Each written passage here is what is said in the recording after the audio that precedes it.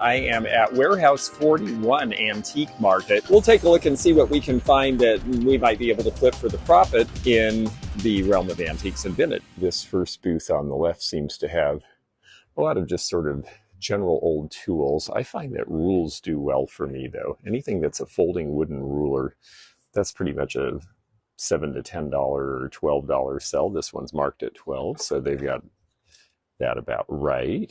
This down here looks like something out of the mid-century, and let's see if we can tell who made this piece with the fruit embossed. California Originals.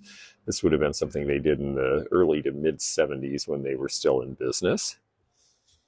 $12 on that. It has been marked down from 20. I see in here we've got a Russell Wright bowl that is marked from 20 to 10, and that's a pretty good deal on that. And Bigfoot says, believe in yourself even if nobody else does. Aw. Bigfoot would know. Well, let's look in this space because the first thing I want to see is this set here. This looks like a turn of the century salt and pepper set in a caddy, but the tops on these seem a little bit new. So I'm going to take a look and see if we can tell anything more about this. It is milk glass with paint, and yeah, it looks to me like something made in the mid-20th century to look like something made in the late Victorian period. So I'm going to leave that. Vintage radio works for $50 these days. That's a pretty good price because it's hard to find these old radios in working order. In fact, I have to say that's almost a tempting price because I haven't had a working vintage radio in a really long time. This is a Westinghouse from the 1930s. There's also a little transistor here, the universal all transistor. Some of these early transistor radios are worth a bunch of money, especially bright colors, certain designs, certain of the old makers, especially if you can find American-made transistor radios, which did not last long. And then this one also, this one seems to be an Emerson, and it looks like it's a hot pink color in there. This one is priced at $30. Vintage radio is definitely still a thing. The only thing I'm a little suspicious of is look how they've done new fabric in here. You really do want the original fabric. It's easy enough to get something that looks original, so that would need to be changed. Now this booth is having a half-off sale on anything marked. Well, let's see what the sign says. We need to know what we're looking for here. 50% off until further notice, except tags marked ND for no discount. So, okay, we've got to look and find the NDs in here. I do see some vintage stuff. This is a pattern called Autumn by Franciscan, and this was for more casual china from the 1960s. You see what they called the TV logo because it was shaped like a TV screen at the time. They are only asking $12.50 for all 10 pieces. A dealer could definitely make money on this by selling this piece and then donate back the pieces that are not complete. That to me is the answer on these little short sets. You don't want to spend all your rest of your life trying to chase $2 or $3 after a cup with no saucer. Let's see what else is here. The Roseville bookends are great at $49, but they do have a chip. You can see on the right of the flower there.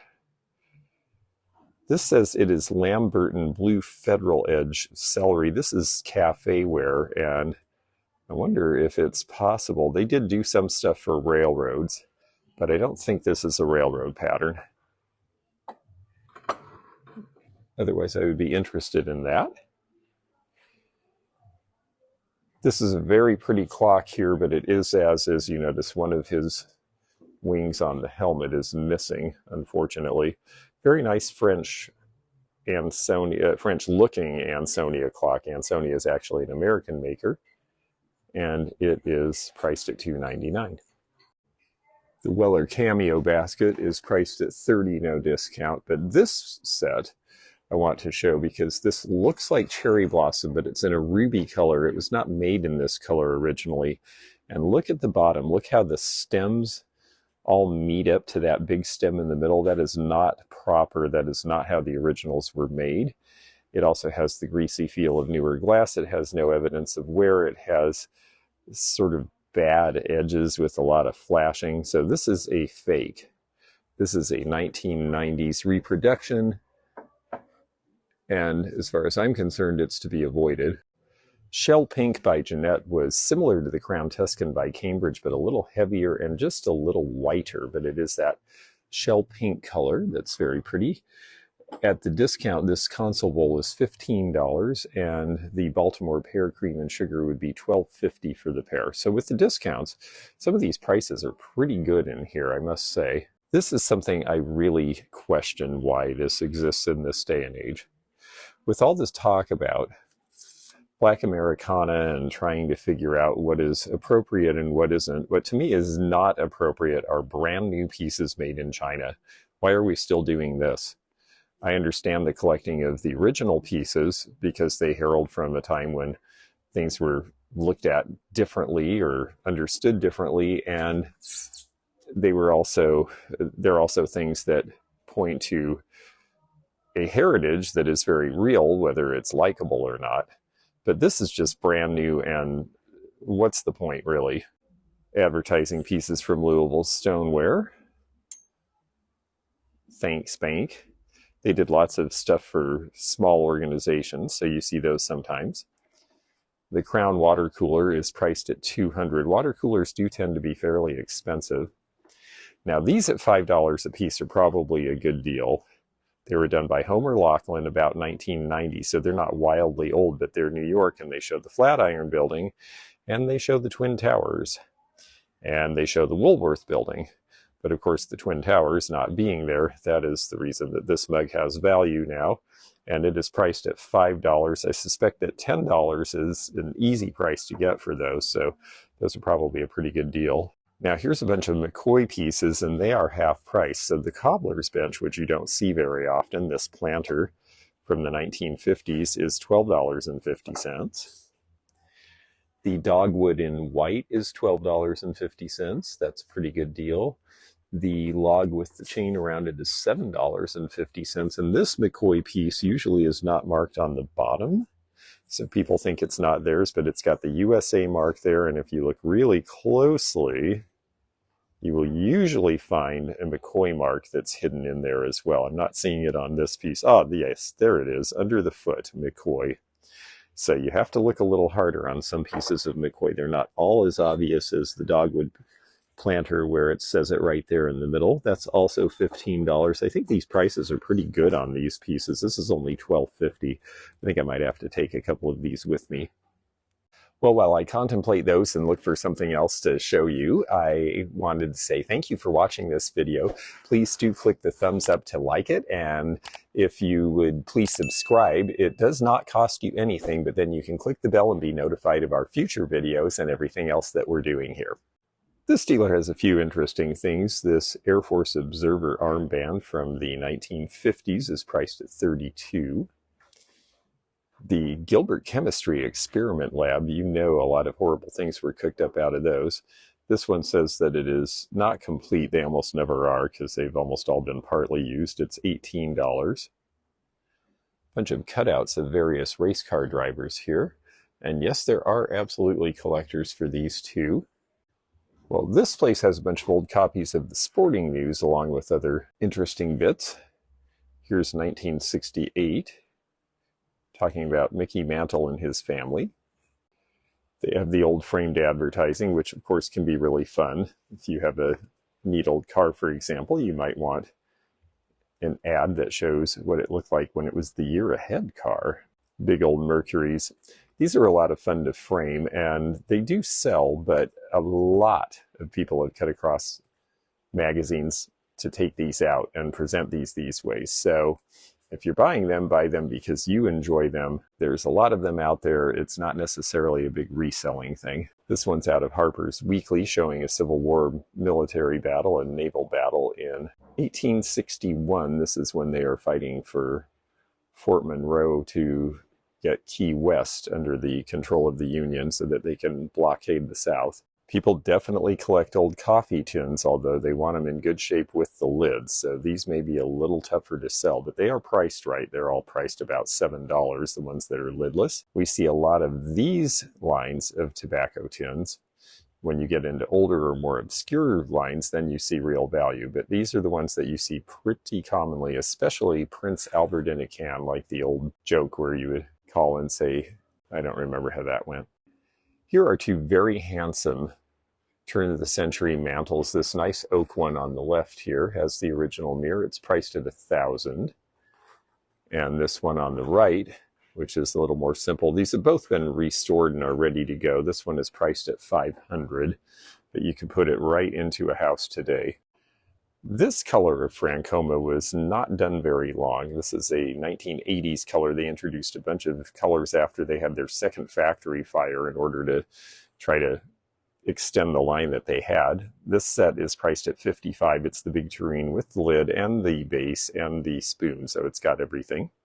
Cute little Formica tables. You've got the child size down there with the little astro bursts on there. And then this one is really cool because it has a tulip pattern. It's a little bit worn, but I always like the pattern tops on these. People ask me, what are things that sell all the time for you? And if it's whimsy and it goes in a kitchen, well, those sell pretty much all the time. The crying onion salt and pepper shakers here are cute. And then there's this little set of spice boxes. All 5 of them. They would have probably had a wood holder originally, which is gone, however. These little chefs down here are cute. Nice blue color to this Murano bowl here.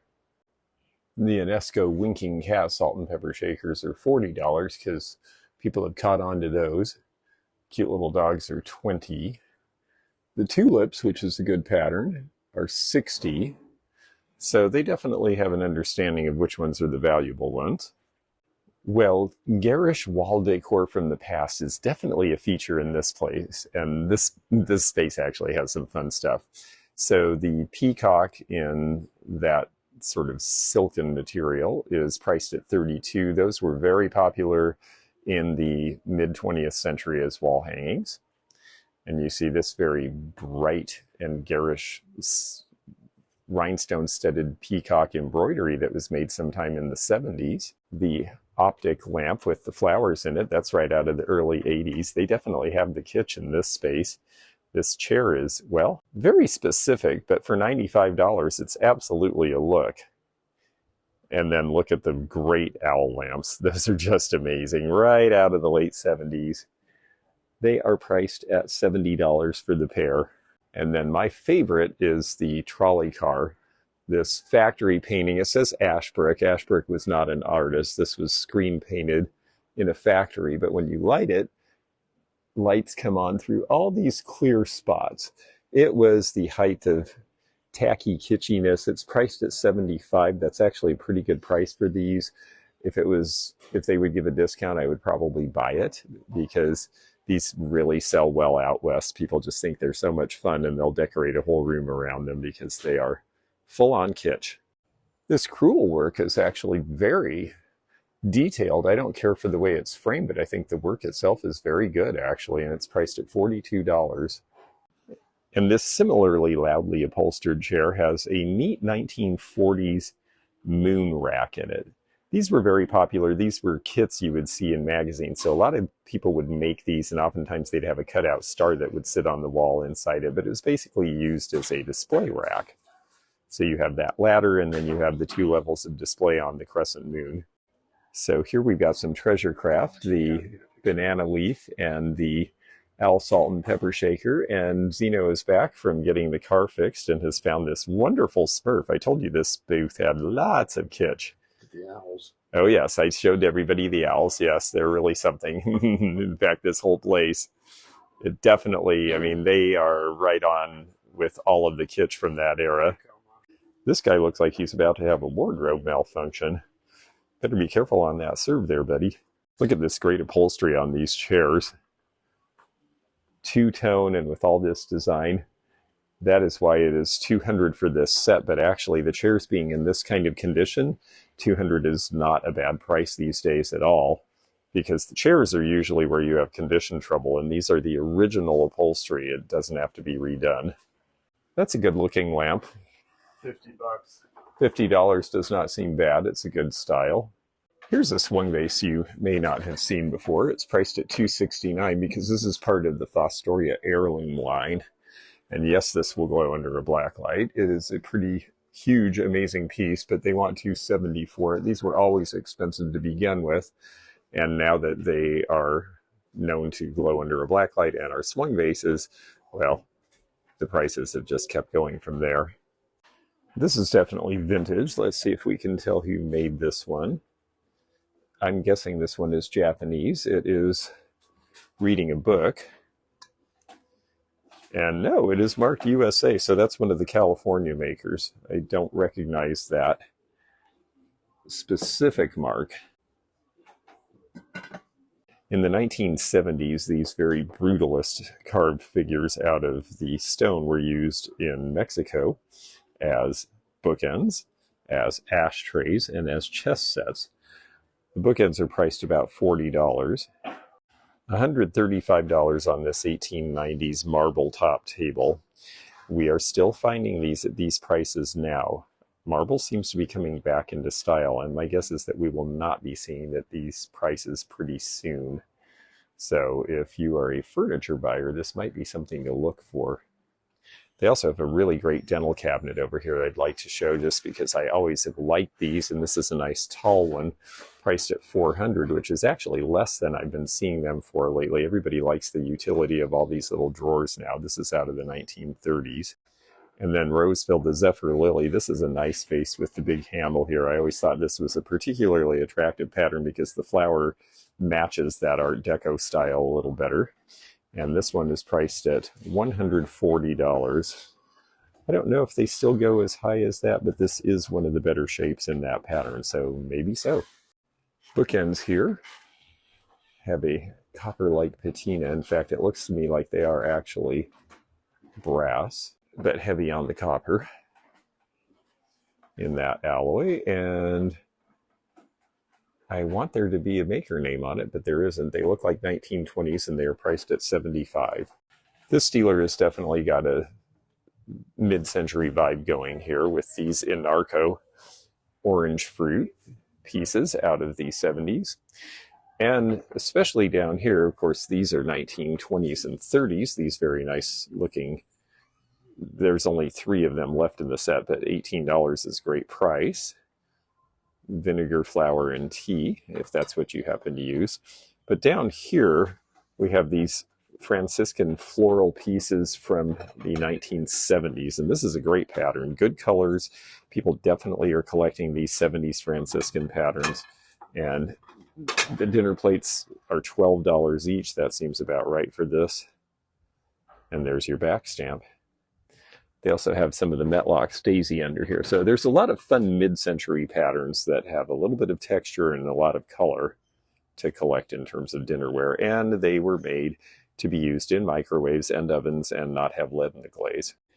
It was just a few weeks ago I discovered that these were artistic pottery out of California when they look sort of like the 1930s Czech ones, but are not. Well, they were made by Artistic in the 40s because they were trying to keep that going during the Second World War when we couldn't get the pieces from Europe. These are $18 each, and they've got great color. All right, well, we've seen the upstairs. Let's go downstairs and see if they have any more vintage down there. And while we head that way, I'll just say thank you very much for watching this, and also thank you to those of you who have taken memberships. It really does help support the channel.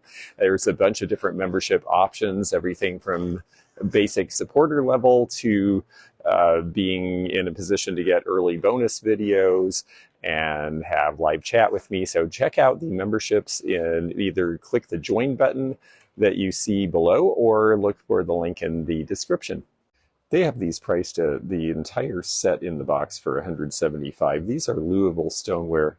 They were known as cornflower originally, and this is now known as Bachelor Button. They changed the name at a certain point, but there's your mark on it. Isn't this what yeah, our friend's mom has a bunch of this in her collection in a very fancy house on the waterfront in Washington State, and it looks great in that context. Here's some Shawnee vases, and oftentimes they just say USA. You've got to look for that tipped A to know that it's Shawnee, unless you have the book.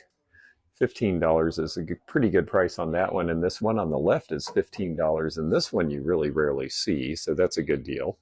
This is also Shawnee down here.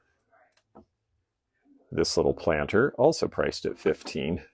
I like this very much, but it might be the most common TV lamp along with the mallard ducks. This is by Maddox of California. They're usually priced around $45. It's got the mark on the bottom, and it is the swan, and they were very, very popular because they're quite elegant, and it's a very basic piece in a color that works with lots of other colors. So they were very popular, and we do see these more than we see most other TV lamps. The horse lamp has a great Venetian blind shade on it.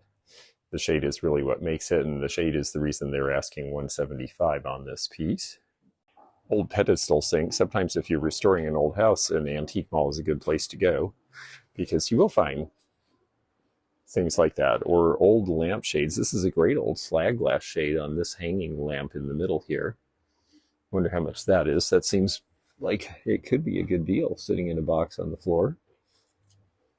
And it's $30. I would say that is a pretty good deal for that piece. That would definitely be worth buying and rewiring. California W&L House in Newark, New Jersey. I assume that this was some sort of a liquor selling establishment. Pre-prohibition. It's only $40. I think that seems like a pretty good price when you see advertising printed on them like that. The crazing and staining is the reason this isn't more. This is the McCoy pineapple cookie jar. Very popular in the 60s, around the time of Hawaiian statehood, and very popular to collect. 24 would be an amazing deal if it didn't have this discoloration and glaze that you see there. Unfortunate as that is reason enough for me to leave it. Treasure Craft made a version of the Kathy cookie jar first, and then when they were out of business, it was replaced by this terrible example where she is a cyclops made offshore. So, you know, did you save money? Sure, but did you get a good product? Well, these are actually quite inexpensive. These are Limoges. They're the T&V company. It's just transferware. It's not a super fancy pattern, but they've got this metal bottom. And there is the mark, and they're only $24 for the pair of candlesticks. And of course, we've just lost Loretta Lynn. She has a big farm in Tennessee that's a big tourist attraction. And so items from that will start to be more collectible now. This is priced at $8. A lot of people haven't seen these before. These are cheese or butter dishes because the cheese would come out in big bricks, of course, and that would be what you would use on the table to cover it and keep things from getting in it. That has a nice transfer decal on it. This probably dates to about 1910, I would say, looking at the overall design. Most likely to be English. Let's see if we can find out. I'll take the lid, and it is marked, oh, actually Warwick China, which was an American company, so they did make them here as well. That was out of Ohio. And the price on this one is only $25, which is actually pretty inexpensive. Those usually sell for about $45 to $65. Various Red Wing pottery here. You see the Tampico pattern with the watermelon and the Bob White. But the most valuable on these shelves is this. This is Roundup. It was not made for a very long time. This has a little chip in it, so it's marked at $20. The only other piece they have is this plate, and I'm hoping they have this marked similarly cheaply, but no, they know what it is. $40, and that is about the right price on that particular pattern. We are coming close to Christmas, and so we are starting to see Tom and Jerry sets come out. Tom and Jerry is a very specific drink that was often served around the holidays. This is a Universal Cambridge set for $29. And they have the recipe here. I made these for Christmas one year, and everybody loved it until I told them what was in it. And as soon as they heard raw egg, nobody would drink it, which was unfortunate because it was actually quite delicious. And there are your ingredients. Rum brandy, whiskey, your choice. Nutmeg, vanilla extract, 6 eggs, sugar. How can you go wrong? meadow green by Anchor Hawking. We see more of this in this area. It wasn't distributed everywhere, but we see it a lot here. And then the resin grapes as bookends for only $29. That seems like a pretty good deal. And as far as lighting, we noticed earlier some old lighting that was for sale here that was nice. And this piece is only $30, I believe. Also, this is a nice 1930s era hanging lamp with the painted shade. Where cast iron is concerned, it can really matter which logo you're looking at on a particular piece. This is Griswold with the small logo. Here is the large logo. Large logo is more desirable to certain collectors. Here's Wagner ware. This one is the pie logo that you see upside down there. There is the Wagner ware without the pie logo, which is seen much more commonly. Then there's other brands to look for as well. This is Ozark out of St. Louis. This one is an earlier lodge because the new lodges, we'll show you what they look like in a minute. Miami is another of the earlier makers. Then when we turn this way, we see a lot of the lodge pieces. Nowadays, this is how they do it. They're a lot more deeply embossed and three-dimensional. A lot of these are advertising pieces made by Lodge for various other companies. Lodge is still in business in South Pittsburgh, Tennessee. You can actually go to the factory and watch how they pour cast iron. And there's another Griswold. I just did an appraisal fair where we had a white version of the Barbie doll case, but it was full of Barbie and Ken and Skipper and Midge and a bunch of outfits, so it was worth a bit more than this one is. This, I just realized, is the space that I got in some trouble the last time I was here. They have a lot of childhood things, and they're definitely from an era that people are collecting again. But I said something negative about Care Bears, and I got the Care Bear stare for that, so I'm going to keep my mouth shut this time. Diana Ross doll in the original package is priced at $200. There's an Regan Rob Cabbage Patch Kid, early one. And then here is the Cabbage Patch Nightlight. Only $10. That seems scary. But it does look like it's original from the era. Probably is. Okay, so Zeno spotted this. So Zeno spotted... Because I just love them so much. Yes, he spotted the Cabbage Patch. But the reason this one's interesting, it is a nightlight, but it has the original logo, the Appalachian... What was it? Original Artworks. Appalachian Artworks. Yes, it has that label inside. So this is from 1983 when they first came out, and it's only $10. I think we should give that a chance. Here's the card for this place. This is Warehouse 41 Vintage Market, and next door is You Never Know, their neighboring shop here in this 1940s old warehouse that was built for a hardware store originally.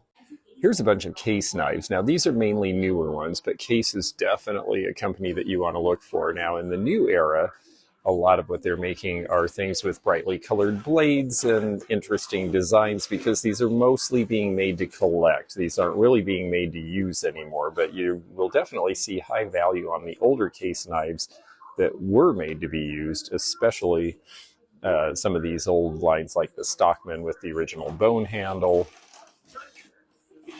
There's a Case XX mark. 3 pieces of whole Tokay or Tuscany. It came in pink as well. I think Tokay is the white and Tuscany is the pink, if I remember correctly. These are priced in the 40 to 50 range. Well, they have all the sales lined up so you know right away when you get in. There is a lot to see here, so if you're in Clarksville, Tennessee, check this place out. If you enjoyed this video, check out this one. Also, click thumbs up to like this video and check the description for information about our Patreon, our memberships. We've got a lot of different levels with different perks and bonus videos and early content. Also, please do check out our website, theantiquenomad.com, for appraisal help. And we'll see you again for more adventures in the antique and vintage community soon. Bye for now.